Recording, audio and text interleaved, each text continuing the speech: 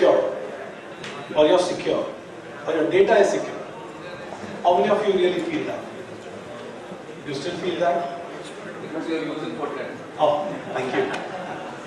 Well, somebody dared to say that. Okay, I'm secure, I want to challenge. So one gentleman out there, like many of us, came out and well, it was good. We came to know how secure we are in general, but how things are in reality. And that's the way it is. That's the way life is. We keep on saying that we are secured, we have the best of technologies, including Fortinet. But still, are we ensuring that our organizations, our data is 100% secure? Because if that was one of the case, well, keeping that aside, this is another recent example, right? The best of operating system itself declares that I'm sorry, I made a mistake. Okay, I don't want to comment more on that. You all know where I'm coming from. So your OS is not secure, okay, on which we are trusting. Let's move ahead. Is your hardware secure? The CPU manufacturer says, sorry, I have a problem in my CPU. From last 20 years, what I have been manufacturing, I have a clear problem. So is that secure? Again a problem. So nothing is secure, sir. Sorry. Even though if it is with Fortinet, I'm not saying that in general, but I'm just trying to give you a perspective that the dynamics on security are so high. Every day, every minute, there is something getting evolved. And if I talk about my FortiGuard labs, what would be the number of virus signatures that they get in a minute? Any guess idea? Any rough idea? Number of signatures, samples, how many? 10 lakh samples per minute is what a FortiGuard lab across the globe gets in that. So you can see what I'm trying to talk of in terms of access. Next generation threats, if you're connected on sound, I'm sure there are so many veterans, they are aware of this. We have started to carry across this basic operating system MS-DOS, which had a very typical cuckoo virus, we call it. It was nothing but an exe which used to get inserted in a floppy disk. You want to play PC man, and suddenly there is something else which is coming on your screen, scrambled, and you need to reboot the machine somewhere around that. That's it. Let's move on to the new generation. So here there is a posture whereby a cyber criminal sitting somewhere else is able to blast a generator. So there was no sound, I think, connected to the laptop, but it really blew the generator. Okay, I'm talking about a SCADA attack. We heard about Stuxnet some time back, right? And now in this generation we are talking about IT versus OT, or in fact talking about IoT security. This is 5 years back. Okay, and this still remains in my vintage slides. I like it still. Coming to the new data protection by law, government is making a lot of progress, sound around it, and efforts around it, not sound alone. And you can see there is a lot of effort going on there. How it comes out to be seen, but again, India is moving towards the right direction. We still need to have a hard IT policy. At least data protection law is taking a phase there, and there is a draft which has already come out. Talking about CERT, Computer Emergency Response Team, which is responsible to give you guidelines, organizations, interns have been capturing data on their website, and the good part is they are coming up with a financial CERT.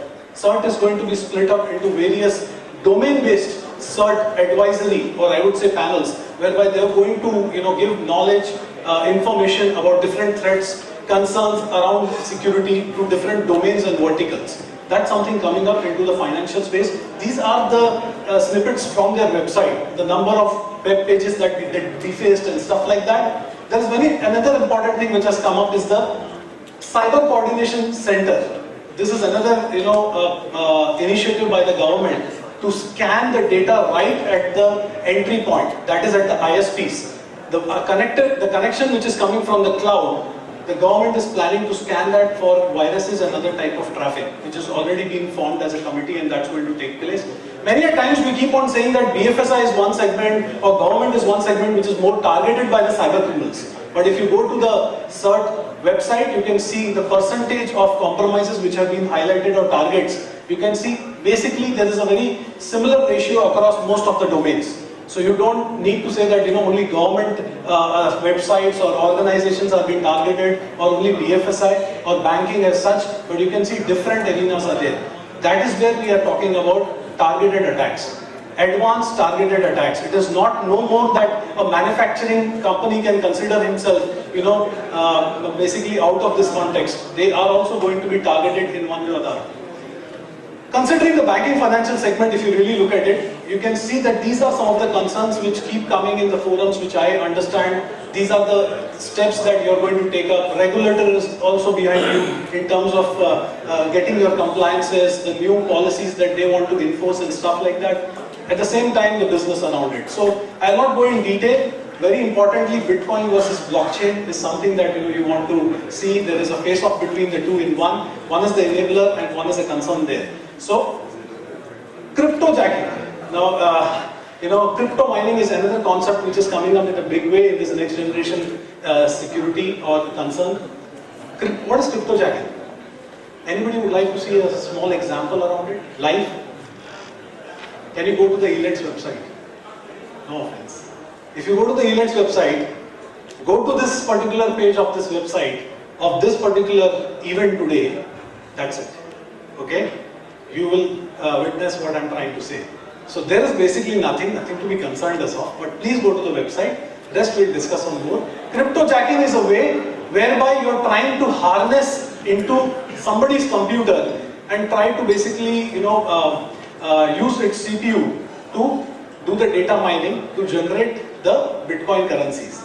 Okay, so there was a specific Bitcoin program under which this crypto mining is done. So you're basically going to use resources of other computers across, and you're going to use that CPU processing to generate the Bitcoins for that. So that is something which has really come out. There were already manufacturing companies, elite organizations like even Aditya Birla was in the news very recently, where many of their computers were compromised for the crypto mining program.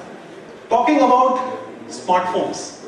I just spoke about smartphones in one way, where the OS manufacturer already apologized, but this is a practical thing. I know there are many application owners who design applications for smartphones in banking arena, and they come back to me saying, Navin, do you know how much data goes out of the smartphone when we really design a program, test it?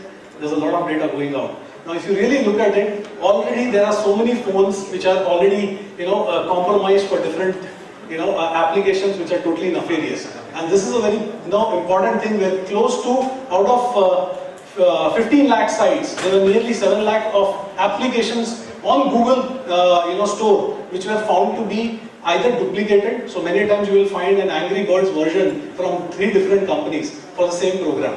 But it's basically something which is compromised, it's a backdoor in general. So similarly, IBI has also come up with certain guidelines. As I understand, you are more aware of it. There are many things that you want to enforce or give you a guidelines on, basically. Either having your own SOC now, when they went into a shared SOC, now you have to have your own SOC in general. And there are many guidelines which they have asked you to practice. These are some of the things which I could see as a consideration. Probably internet banking, where you can bring multiple levels of authentication. India is as such doing well on that. You talk about mobile banking, they want to ensure that the mobile applications have to be updated on the latest platform. Wallet transactions, ATM security, different type of authentications that you can bring into that. UPI, your unified payment interface, most of the people spoke about it, in general. So my basic topic here today was digital transformation. Digital transformation is something which we all are going through with the evolution of business and the dependency on IT for business. You will see that there are new applications, there are new technologies on which the business is going to shape up. And everything is going to be, is going to be tagged with an ROI. You need your business to deliver that.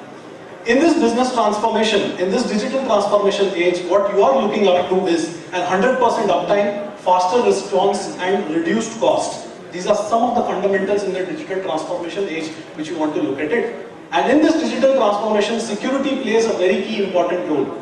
Though the security budget is not more than 10% for any IT budget still, the priority for security as per Gartner is still not above 5.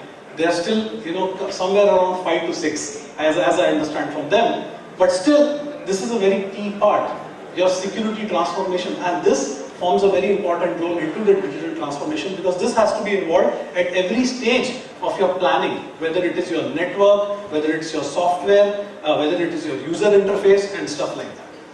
So what is it all about when I talk about security transformation?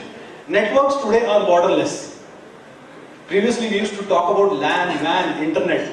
Jamana gaya boss. There is nothing called like that. Your users are mobile, your customers are there, your people who are accessing from different places across, maybe down the line from different planets. But now given the fact that there is no sizing of the network as such, and you want to ensure your business is up and the accessibility is there. Cloud, there is no borderline between private, trusted, untrusted. You have to go to the cloud. You're putting your applications in the cloud, whether it is hybrid or whether it is public as such. Access, you're giving access to people, employees, third-party agencies, similarly devices. So your attack surfaces are broad.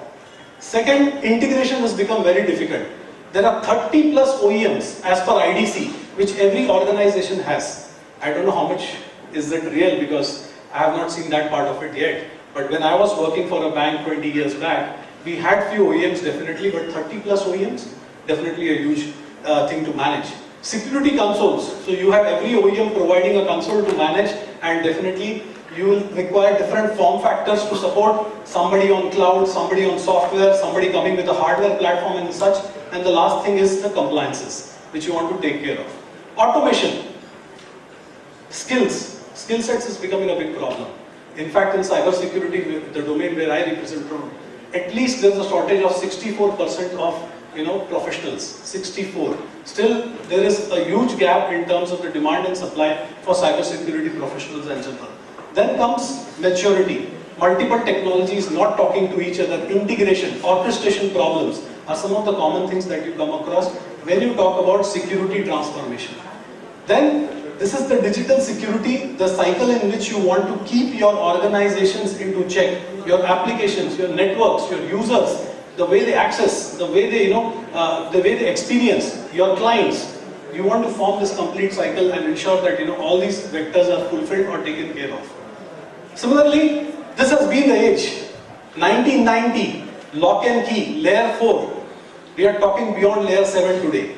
We are not just talking about applications, we are talking about network segmentations and advanced threat protection.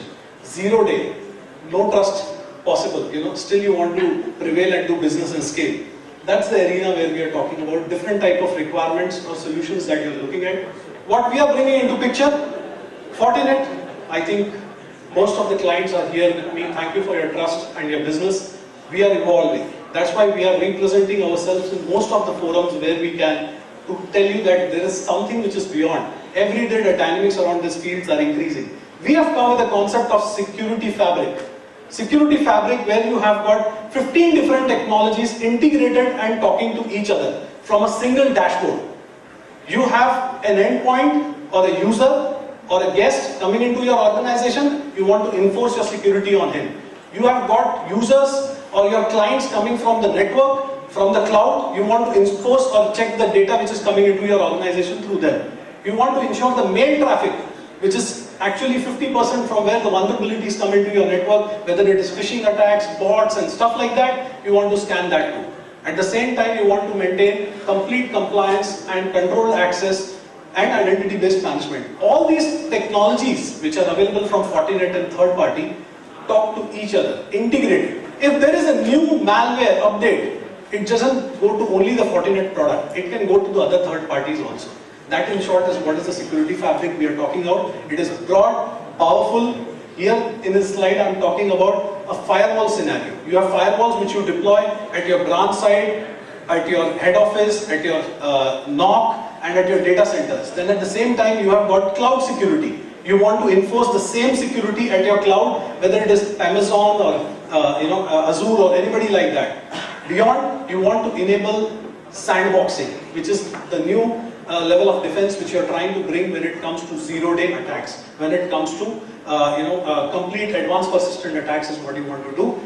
All these technologies, whether it is a WAF, whether it is a wireless, whether it is the email security, all these are integrated and they can be managed, and the complete I would say technology updates are completely available to all the different products in general. So you don't need to worry whether I need to buy a product, I need to have a different interface, how will it be updated.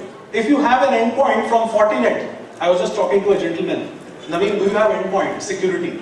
FortiClient is a complementary product with no cost coming for every organization who has a FortiGate. You can deploy it on your mobile phones, Linux machines, Microsoft PCs, done. So at least your endpoint security is taken care without any cost. You want to enable SD-WAN? SD-WAN is a technology in the FortiGate box itself that you are using. You can enable it and start, ensuring that your branches, your remote locations are up and running with complete redundancy and application control. Similarly, all these technologies, as I said, are interconnected, whether it is the wireless access points, you want to maintain enforced policies. This is the concept that we are trying to bring in terms of the security fabric. And this is what we have been trying to tell from the last 1 year or so, that it is so broad. We have the analytics and management tool like the SIM also today. Many of the organizations under the RBI directive have been told to have their own SOC. You can have the SIM product from Fortinet. Fortinet comes with an SIM product which can again monitor and manage all the third-party products and integrate.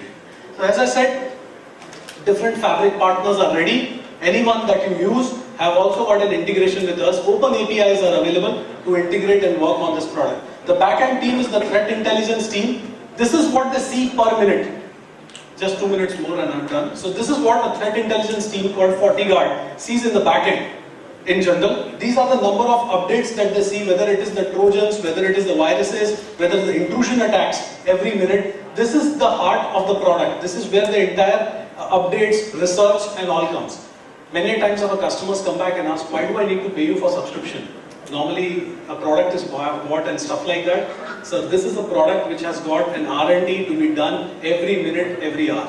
And there is a huge investment which keeps on increasing every day, every year. So this is where your money goes in the updates. My urge to you all is, if you want to go any segment, whether it is manufacturing or banking, go to fortiguard.com. It's a website as simple. Go to your domain, your vertical, and today what are the latest threats? What are the latest updates for India? What are the latest phishing attacks? What are the latest DDoS attacks? What are the latest viruses, malwares? You can get a segment industry-wise. It's a threat intelligence service that you can just opt from Fortinet. There's no cost for it. You can subscribe and you can get the alerts on that. Just a big roll-up. As we have all the products, right from an end user and stuff, your investment is as safe.